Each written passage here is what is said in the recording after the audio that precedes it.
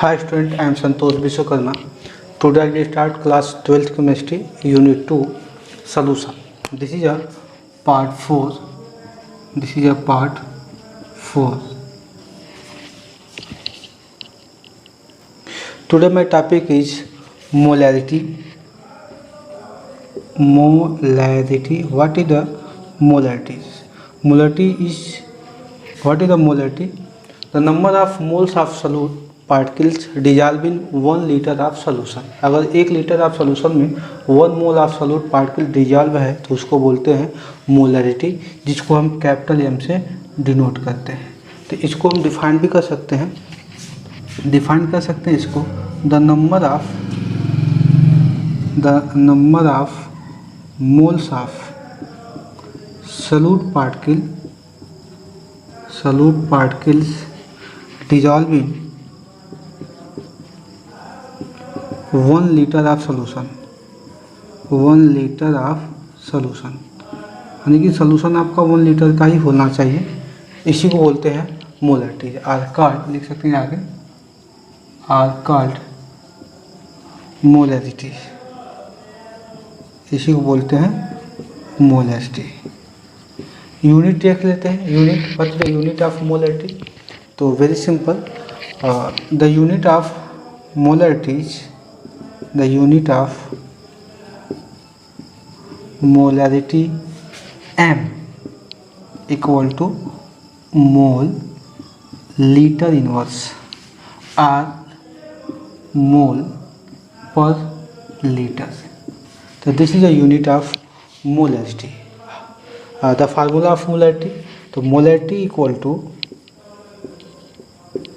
molarity यानी कि capital M equal to the number of moles of solute, यानी कि क्या लिख सकते हैं, इसको लिख सकते हैं मोल्स ऑफ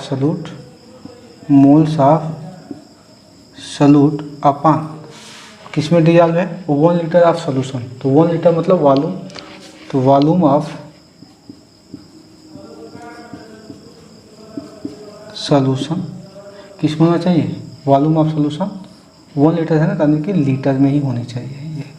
तो इसके पहले हमने मास परसेंटेज पढ़ा था, वॉल्यूम परसेंटेज पढ़ा था। तो मास परसेंटेज, वॉल्यूम परसेंटेज में हम वहाँ पे मोल वर्ड का यूज़ नहीं करते थे। यहाँ पे देखेंगे इसके नाम में ही मोल है, तो इसीलिए हमने यहाँ पे मोल वर्ड का यूज़ किया है।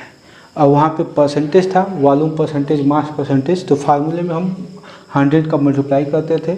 लेकिन यहाँ पे केवल मोलरिटी है, परसेंटेज है नहीं, तो यहाँ पे 100 का मल्टीप्लाई नहीं करेंगे। अगर आप चाहें तो इस फार्मूले से यूनिट निकाल सकते हैं।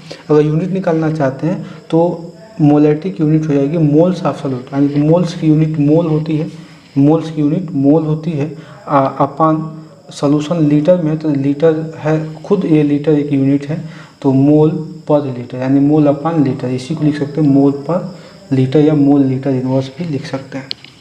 ये तो ये बहुत सिंपल टॉपिक्स है और इस टाइप्स के क्वेश्चंस नहीं आते हैं एग्ज़ाम में, क्योंकि जो एग्जामिनर होता है ये मोल्स ऑफ सोल्यूट फाइंड करने के लिए बहुत कम ही देता है। इसके जगह पे मोलर मास दे देगा सोल्यूट का, या तो हो सकता है कि मास दे दे सोल्यूट का और वॉल्यूम दे दे सोल्यूशन का, तो आपको मोलरिटी फाइंड करनी पड़ जाती है। यानी कि इसको हम दोबारा डिफाइन कर सकते हैं, यानी कि मोल्स ऑफ सोल्यूट को डिफाइन करके लिख सकते हैं यहाँ पे moles of solute equal to mass of solute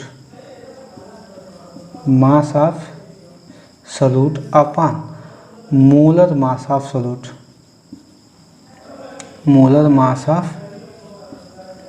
solute, अगर देखिए मोल्स ऑफ सोल्यूट की हम मोल्स ऑफ सोल्यूट को हमने डिफाइन कर लिया, ये होती है टोटल वैल्यू, और यही क्या करेंगे मोलरिटी के फार्मूले में पुटअप कर देंगे, यानी कि मोल्स की जगह पे हम मास of solute upon molar mass of solute put कर लेंगे। तो इस तरह से हमारे पास एक नया फार्मूला बन के आएगा। मैं नीचे लिख देता हूँ, मोलरिटी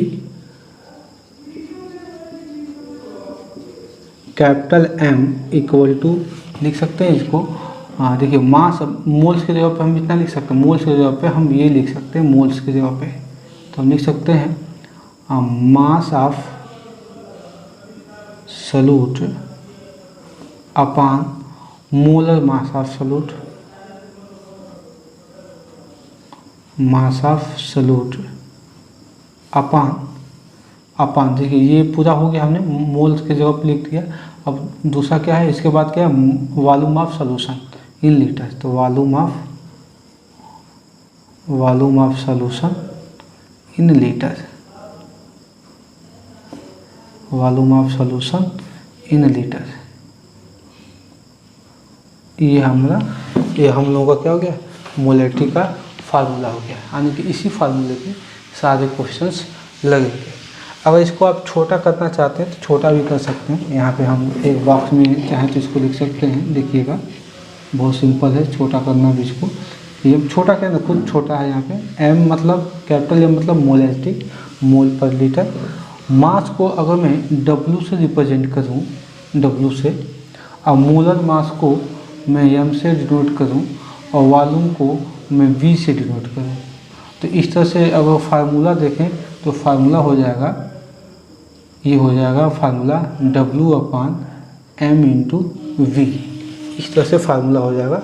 लेकिन हमें नहीं लगता कि इसकी ज़रूरत पड़ेगी। जब ज़रूरत पड़ेगी तो इसको हम बताएंगे। आप यहीं से, इजी तो है, यहाँ से आसानी से आप याद कर सकते हैं। तो इसमें हम एक क्वेश्चन देख लेते हैं। इस पे क्वेश्चन भी बहुत ईजी होते हैं और इसको आप क्लास 11th में भी पढ़ चुके हैं। थोड़ा सा यहाँ पे डीप पढ़ना है। तो हम इस मोलैरिटी पे एक क्वेश्चन चेक कर लेते हैं। बहुत सिंपल है।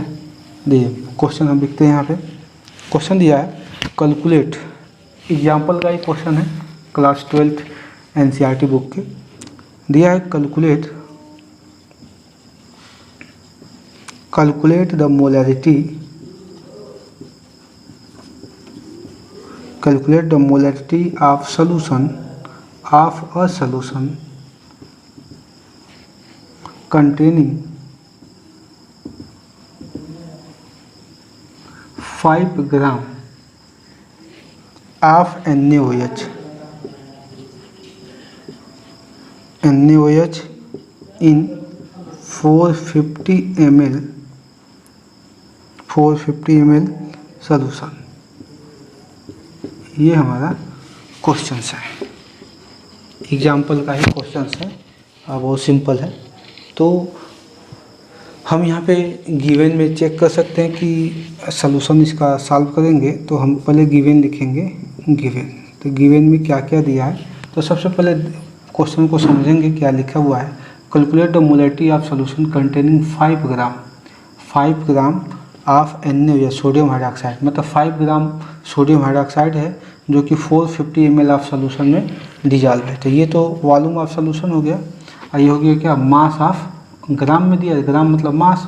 और ये सोडियम हाइड्रोक्साइड को हम सॉल्यूट बोलेंगे। यहाँ पे सॉल्यूट बोलते हैं। तो लिख सकते हैं गिवन में क्या लिख सकते हैं, मास ऑफ सॉल्यूट, सॉल्यूट क्या है, सोडियम हाइड्रोक्साइड्स। तो ये हो जाएगा आपका ये 5 ग्राम। तो देखिए हमने यहाँ पे नीचे वाले फार्मूला चेक करिए, हमने इरेज कर देते हैं। हम ये तो फार्मूला आपको समझ में आ गया, नीचे वाला ही मेन है। ये देखते हैं यहाँ पे गिवन में मास ऑफ सॉल्यूट हमको मिल गया 5 ग्राम। अब हमें देखिए मास ऑफ सॉल्यूट मिल गया, अब हमें मोलर मास निकालना होगा। तो molar mass of solute, solute क्या है, NaOH। तो मोलर मास जानते हैं कैसे निकालते हैं, क्लास 11th में आपने पढ़ा होगा।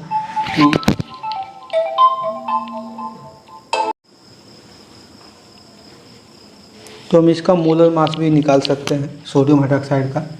तो इसका हम क्या, एटॉमिक मास को ऐड कर लेंगे इस मॉलिक्यूल के अंदर, इस मॉलिक्यूल के अंदर जितने भी एटम्स हैं, सारे एटम्स के एटॉमिक मास को ऐड कर लेते हैं। तो मॉलिक्यूलर मास फाइंड हो जाती है। तो सोडियम का atomic mass 23, oxygen having 16 atomic mass and hydrogen having 1। The total equal to 167 और 3 10 और 2 1 2 3 1 4 ग्राम मोल इनवर्स। ये मोलर मास की यूनिट ग्राम मोल इनवर्स में ही होती है। उसके बाद से गिवन में दिया है कि जो 5 gram of NaOH are dissolve in 450 ml of solution. तो 450 ml of solution means volume of solution. तो volume of solution equal to 450 ml। तो देख लेते हैं यहाँ पे हमें मास भी फाइंड हो गया, मोलर मास भी फाइंड हो गया, और उसके बाद से वॉल्यूम ऑफ सॉल्यूशन भी हमारा फाइंड हो गया। लेकिन कंडीशन क्या है कि ये ml में है, देखिए ये ml में है और यहाँ पे लीटर में है, तो इसको हमें लीटर में कन्वर्ट करना है। तो लीटर में कन्वर्ट करेंगे तो 450 में 1000 का डिवाइड कर देंगे तो ये लीटर में कन्वर्ट हो जाएगा। तो नीचे हम लोग फार्मूला लिख रही हैं, इस फार्मूले पे इसको पुटअप कर लेंगे। तो इस फार्मूले को पुटअप करेंगे तो हम मोलरिटी लिख देते हैं, मोलरिटी ऑफ सॉल्यूशन का ही मोलरिटी निकालना है। तो molarity of solution equal to mass of solute. तो मास ऑफ सॉल्यूट कितना दिया 5 gram upon molar mass of solute 40 gram, ये ग्राम है, ये ग्राम मोल इनवर्स में है, याद रखेंगे।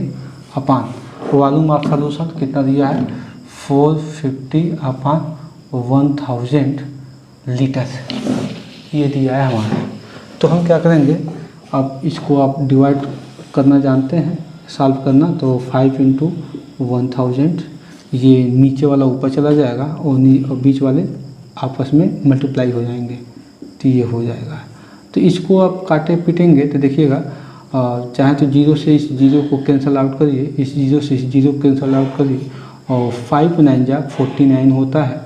ये आपका हो जाएगा टोटल, यहाँ पे हम लिख लें, यहाँ पे लिख लेते हैं यहाँ पे। तो ये हो जाएगा 10 अपान और क्या दिया है 9 4 जा 36 और इसको डिवाइड करेंगे तो ये हो जाएगा 0 पॉइंट लगा देंगे, पॉइंट लगाइए 0 100 2 टाइम जाएगा 377, ये आएगा मोल लीटर इनवर्स। यानी कि इसको हम, यही आपकी आंसर आ गई, ये पूरी आपकी आंसर। तो आप इसको ऐसे फाइंड कर आउट कर सकते हैं। इसको चाहें तो 2 डिजिट में निकालना चाहते हैं, अगर 2 डिजिट में इसकी आंसर निकालना चाहते हैं तो 0.27 है ना, तो 7 न करके 0.28 कर लीजिए, ये इसको दे देगा तो 8 हो जाएगा, 0.28 हो जाएगा। यानी कि आपका आंसर हो गया। ये भी आंसर करेक्ट है, 0.28 करेंगे वो भी करेक्ट है। तो ऐसे इसको हम सॉल्यूशन करते हैं। तो इसके बाद हम नया टॉपिक देखेंगे, न्यू टॉपिक इज मोलैलिटी। तो मोलैलिटी चेक कर लेते हैं, व्हाट इज अ मोलैलिटी। तो मोलैलिटी और मोलैलिटी दोनों में कॉमन डिफरेंस होता है, बहुत ज़्यादा डिफरेंस नहीं है, तो सम माइन्यूट डिफरेंस बोल सकते हैं। तो डिफाइन करते हैं molality, it is denoted by small M. Molality, what is the molality, 1 kilogram of solvent में अगर 1 किलोग्राम ऑफ सॉल्वेंट में नंबर ऑफ मोल्स जितने प्रेजेंट होते हैं उनको हम बोलते हैं मोलैलिटी। तो मोलैलिटी में हमारा डिफरेंस क्या था, यहाँ पे Li है और वहाँ पे Ri होते थे, यानी कि वहाँ पर हम लिखते थे, वहाँ पे लिखते थे मोलैरिटी। देखिए यहाँ पे Ri लिखते था, इसके पहले वाले में यहाँ पे Li लिखा गया था, सारी स्पेलिंग सेम है, बस Li है, यहाँ पे Ri है, ये डिफरेंस है। तो जब Ri होगा तो यहाँ पे कैपिटल एम हो जाएगा सिंबल इसका, और इसका स्मॉल एम हो जाएगा। इसको डिफाइन कर लेते हैं। The number of moles of solute particles are dissolved in 1 kilogram of 1 kilogram, इसको हम 1 kg लिख सकते हैं, ग्राम ऑफ सॉल्वेंट। देखिए दोनों में डिफरेंस होता है, मोलैलिटी में और मोलैलिटी में। मोलैलिटी में हम 1 लीटर ऑफ सॉल्यूशन लिखते थे इसके जगह पे, और मोलैलिटी में हम लिखते हैं 1 किलोग्राम ऑफ सॉल्वेंट लिखते हैं। ये इनकी भी यूनिट होती है। अगर यूनिट की बात करें, यूनिट ऑफ मोलैलिटी यानी कि स्मॉल एम इक्वल टू मोल पर केजी, और इसको लिख सकते हैं मोल केजी इनवर्स, ये इनकी यूनिट हो जाती है। अगर आप चाहें तो इसका फार्मूला भी जनरेट कर सकते हैं, मोलैलिटी का फार्मूला।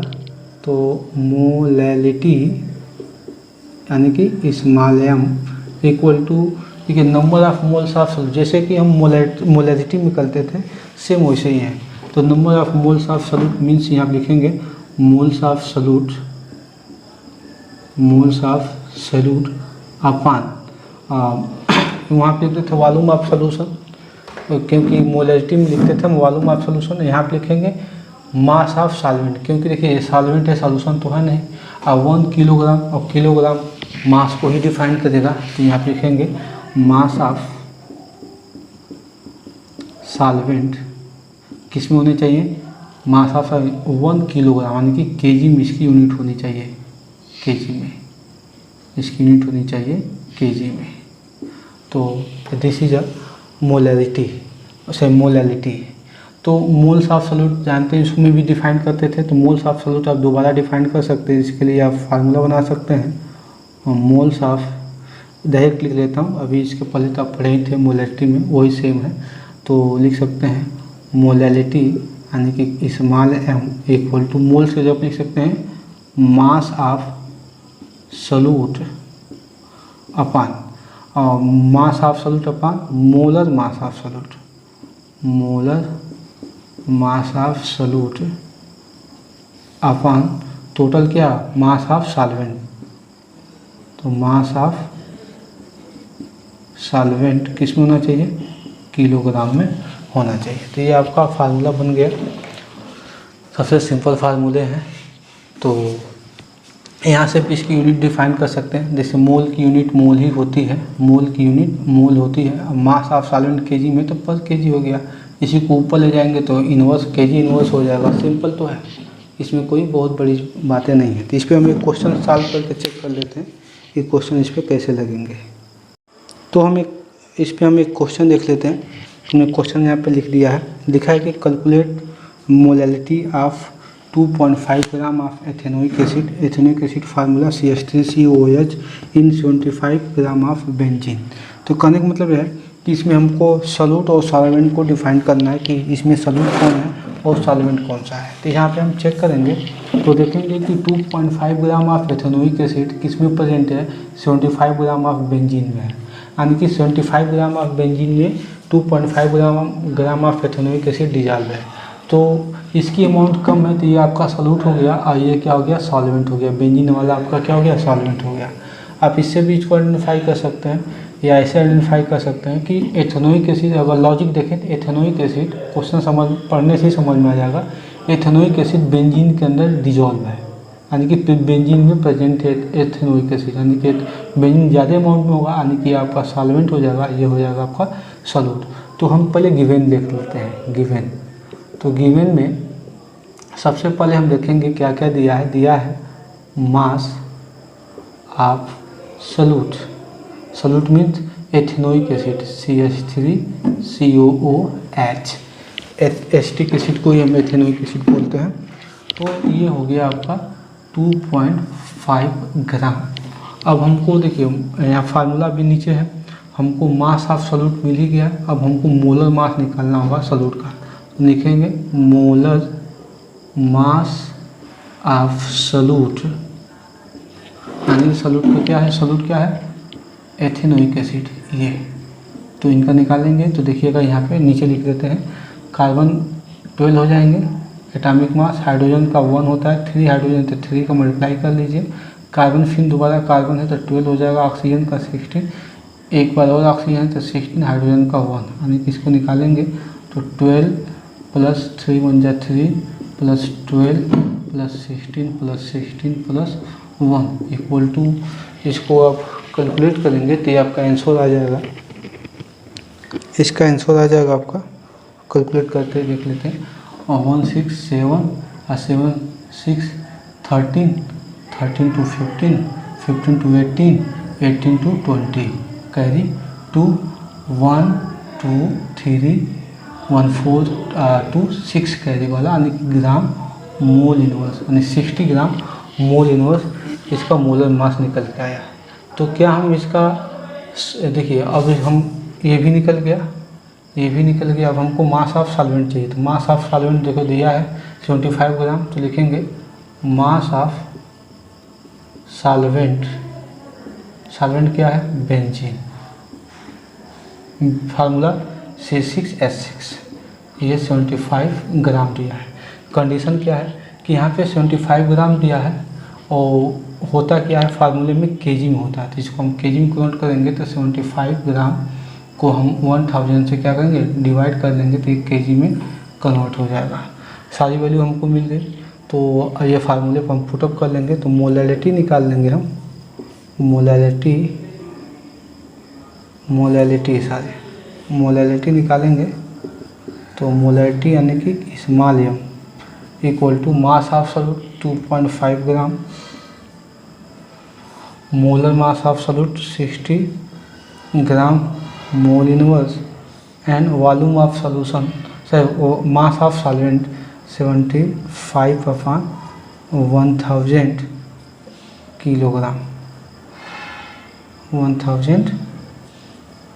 किलोग्राम। ये यानी कि इसको लिख सकता हूँ मैं 2.5 और ग्राम से ग्राम कट जाएंगे, मोल इनवर्स बचेगा, केजी बचेगा, तो वही मोल पर केजी हो जाते हैं इसकी यूनिट्स।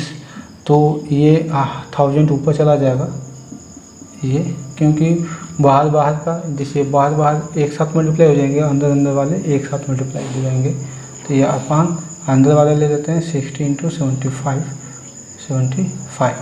तो 0 से आप 0 कैंसिल आउट कर सकते हैं, ये 75 है। और अगर चाहें तो इसको 25 से हम इसको डिवाइड करेंगे तो 25 × 25 पॉइंट है तो 0.1 लगा लीजिए, और 25 3 × 73, तो ये हो जाएगा आपका। इसको मल्टीप्लाई करेंगे तो आ जाएगा 10 अपान, जैसे कि इसको मल्टीप्लाई करें तो एक 0 पॉइंट के बाद पॉइंट लग जाएगा, यानी कि 10 आ जाएगा, और 6 3 × 18 हो जाएगा। तो इसको देखिएगा पॉइंट लगाएंगे तो 0 बढ़ेगा, तो 0 बढ़ेगा तो 100, 18 5 × 90 और 91 आया, फिर 18 5 × 90, उसके बाद से आ जाएगा ये हो जाएगा 6 टाइम जाएगा, ये हो जाएगा मोल केजी इनवर्स। ये आपका क्या हो गया, ये आपका सॉल्यूशन हो गया इसका, इस क्वेश्चन का सॉल्यूशन हो गया। ये हमने आपका एनसीईआरटी बुक का एग्जाम्पल ही लिया है, उसे एनसीईआरटी में एक्सरसाइज देखेंगे तो एक्सरसाइज में बहुत सारे क्वेश्चंस हैं, उसको सॉल्व करेंगे, नहीं आता है तो उसको पूछ लेंगे। Thanks for watching my this video. Next video को हम नेक्स्ट पार्ट में पढ़ेंगे। थैंक्स।